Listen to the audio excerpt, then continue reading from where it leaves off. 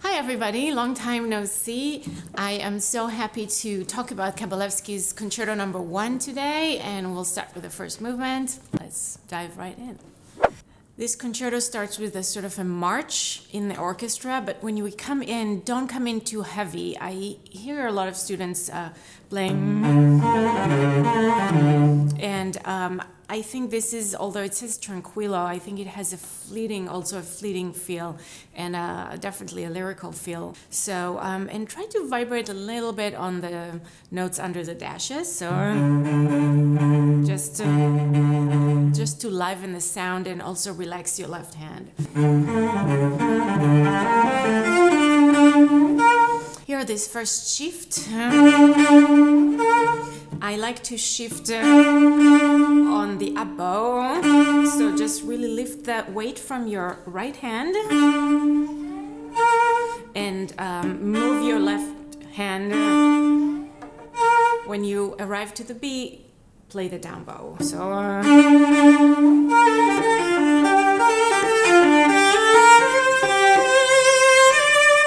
this bar number 10 is difficult because we're using the thumb, and I would suggest you also vibrate just very little to liven the sound and also to relax your hand. I know that it sounds counterintuitive to use vibrato to relax the hand because some of us actually tense up when we play vibrato, but it really should relax your hand. And the thumb should get also a little bit of a wiggle. And as you notice, I grow my vibrato on that C up bow towards the D. So if you vibrate only on the D, that's too late. To bring a note out as the high point of a phrase, the previous note is the one that's leading us to it. It needs to warm up towards that climatic high note.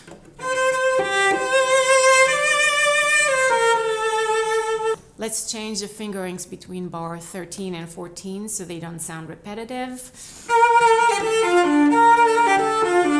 Or you can have a little bit of a audible shift there, but not too much.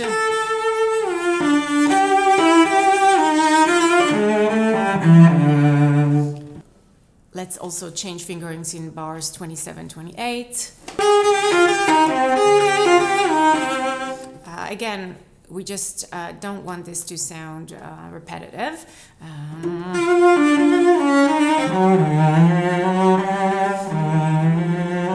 Like a little bit of glissando there.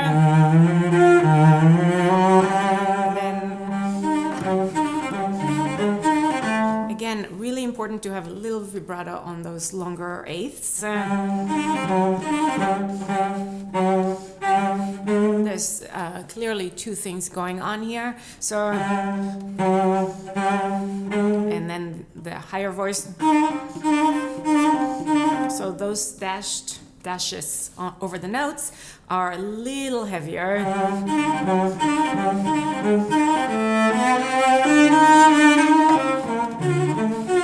And I think of those 16th notes as sort of a murmur, something light, not too heavy.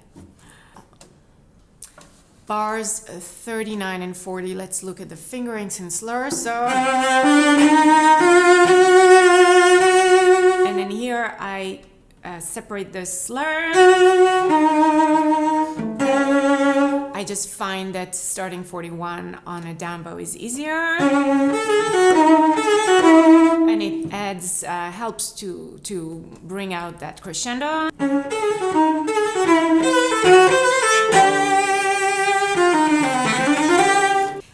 I definitely play the downbeat of 43, that G on a down bow. I think you need that heaviness.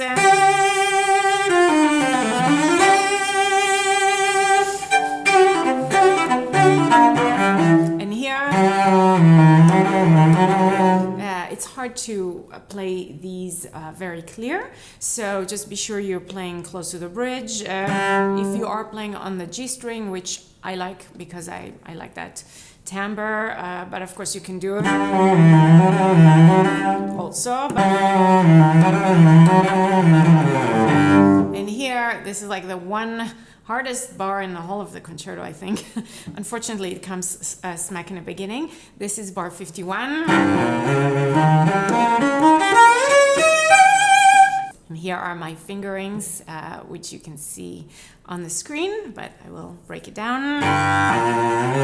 So I slur the first 3 notes. So the idea here is to avoid big leaps and just keep everything moving very, very organically and with small movements. So it goes by very, very fast. So here I play the C sharp with the thumb and the G as well with the thumb.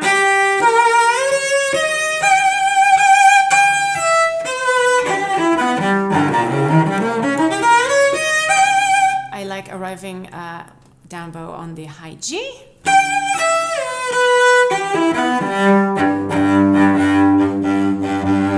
And I also like to change from the open G to the closed G here.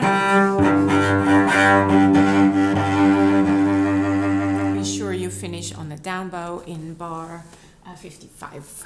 Much easier to control diminuendo when you're playing on a down bow.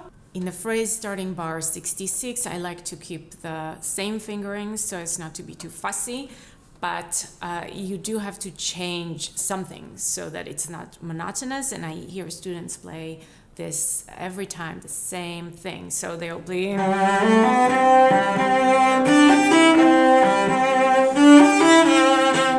it's just not interesting.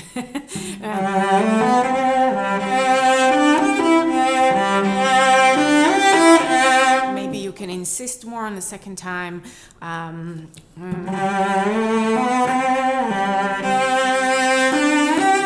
Those are the best fingerings I could find. 4, 2, 1, and then 1.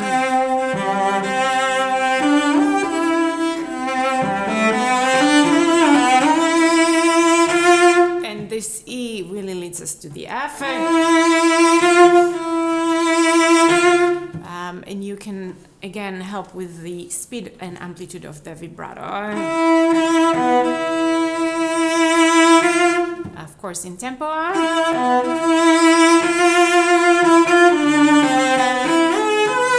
This is just have to really open your hand here.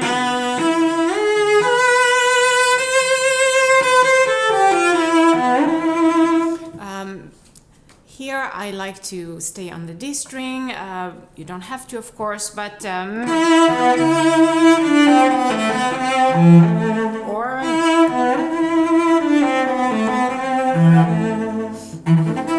the downbeat of 78. Use a quick breath to prepare you to be in time for the 16th notes.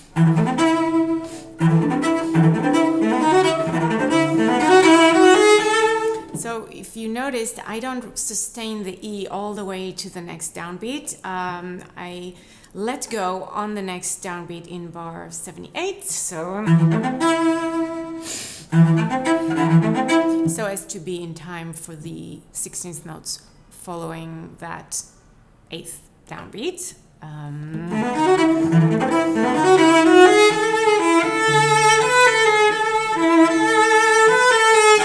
Here also a change of fingerings. And then here I cross the strings.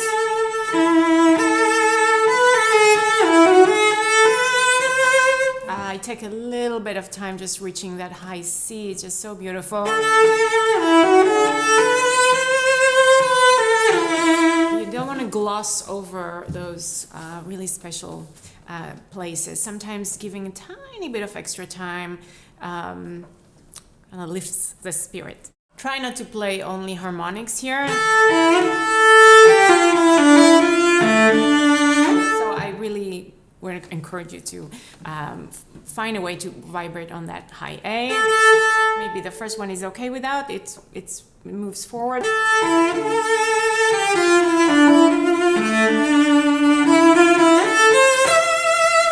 So you can think of this as a sentence, somebody saying something and then saying it differently. So those are definitely different. You should show that one is going down, 86, 87, the phrase is going down, and 88, 89 obviously going up. So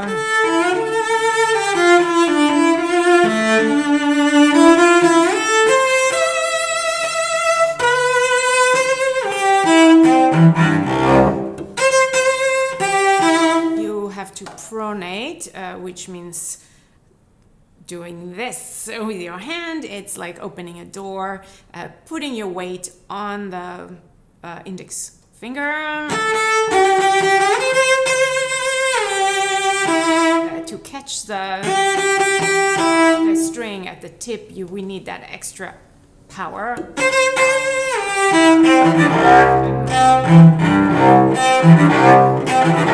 Here you really have to feel that heaviness from your shoulder. Then every time we have that eighth note breath, think of the pa-pa-pa-pa-pam. It sort of propels you forward. It gives you that momentum, that impetus to play the 16th notes. So, really try and breathe, actually breathe with your nose.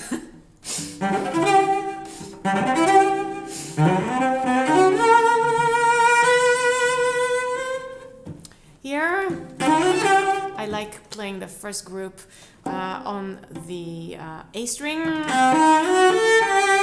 and only then go for the easier-ish fingerings. And then at the end of a long note such as this, I like to slow down my vibrato a little bit and make it narrower.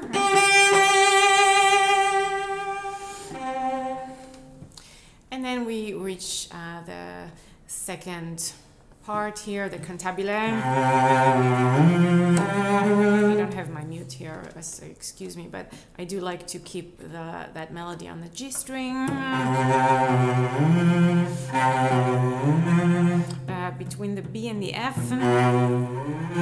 just release your bow, release the heaviness of your right hand, lift the weight. But you should hear your way to the F. So again, in bars 122 and 124, change of fingerings so that things are not repetitive.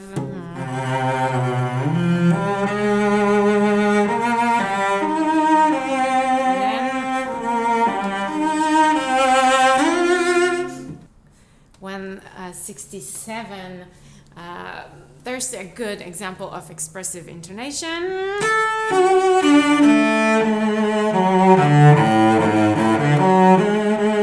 I really like to play that G sharp a little high. So then when we come to the minor, we have a difference. So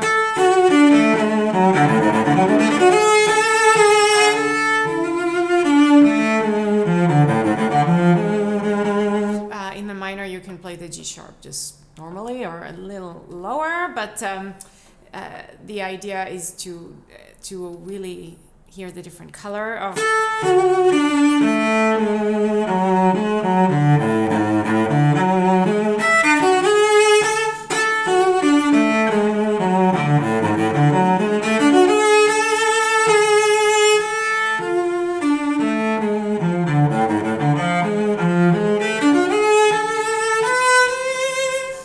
Bar 178, leave room to grow your vibrato on that high G.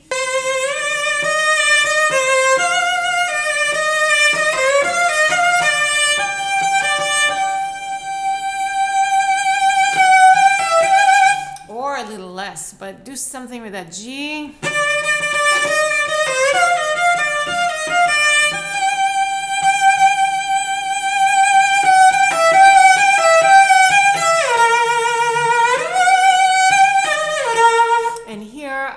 thinking of those groups as starting from the second eighth of the bar. So the F sharp starts, the phrase starts from the second eighth of the bar. So,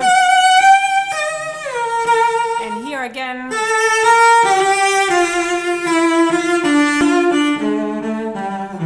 and here again I hear students and they play this extremely heavy. First of all, we are in piano. For me, it reads sort of misterioso, this part, and the meno mosso doesn't mean twice as ambulances. Ah, New York.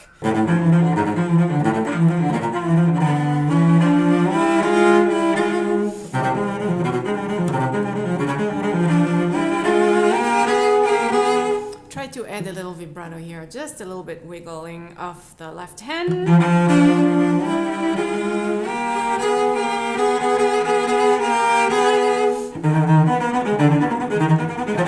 I really like to hear that E flat, and then D, E flat, and then F. And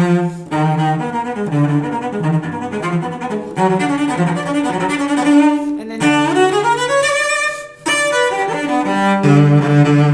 to get a good sound on this position, be sure you're getting the overtones, that you're playing sort of close-ish to the bridge, and then you're getting a good sound because the cushion of your finger is all on the string.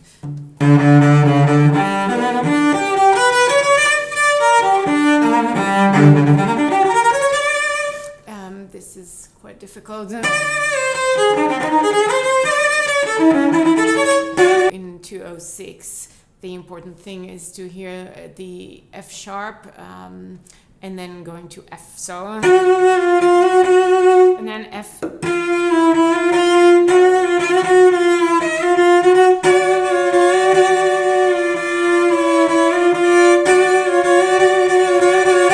So that's really important to make it clear. It can be really muddy. It can be really muddy.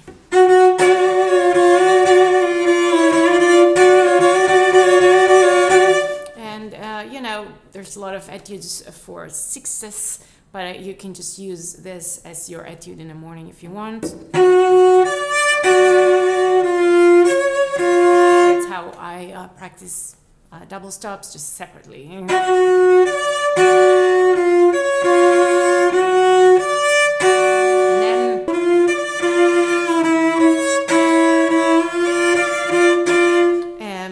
And then you can also practice it in groups. And then the important thing to understand is that the F sharp and D are close, or your second and third fingers are closer, and when it goes to F natural, they get a little further apart. And then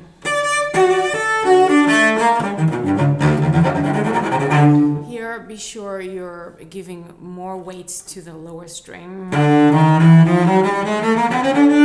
because the open D is gonna ring no matter what. So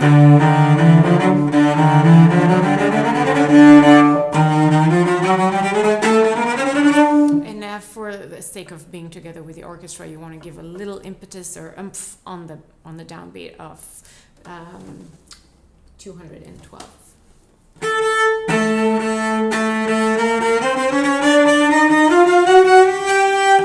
So when you have the octaves coming in groups of 3, and here we're going into groups of 4, you really have to make that clear.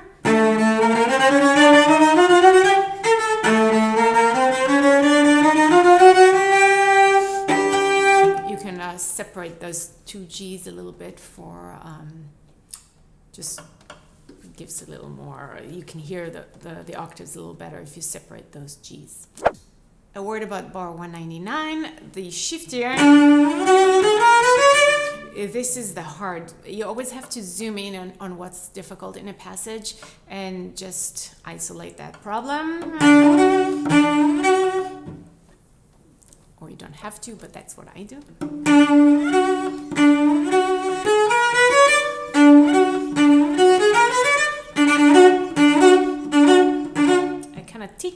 hand to go quickly there.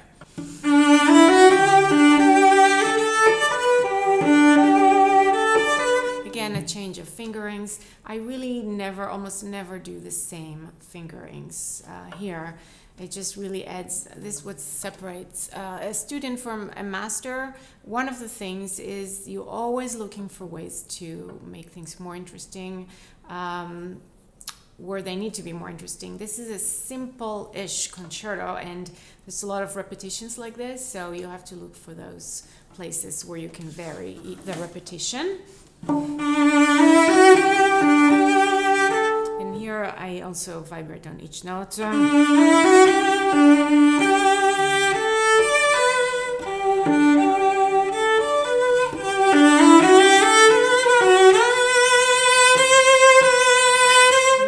Again, you're going to lead to the C with your being.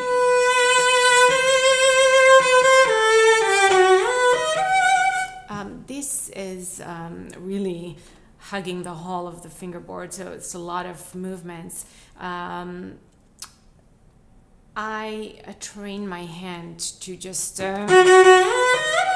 first not think too much about exact intonation, just try and get that F sharp.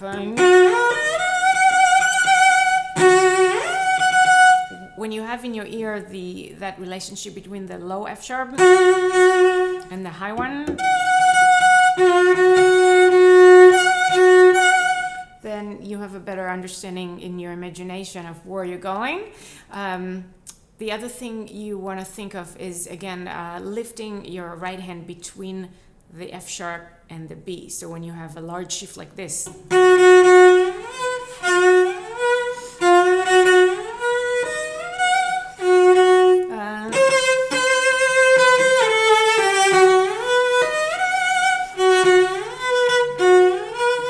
and again isolate. Just isolate the problem shifts.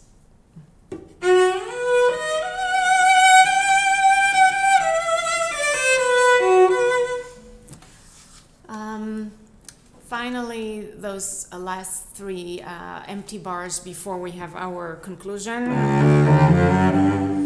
Just listen to what the orchestra has. Rather than counting, it's always best to really know what the orchestra has or the piano accompaniment has, and that will tell you where you should come in. All right, thank you for watching. I hope you enjoyed it, and we'll see you next time.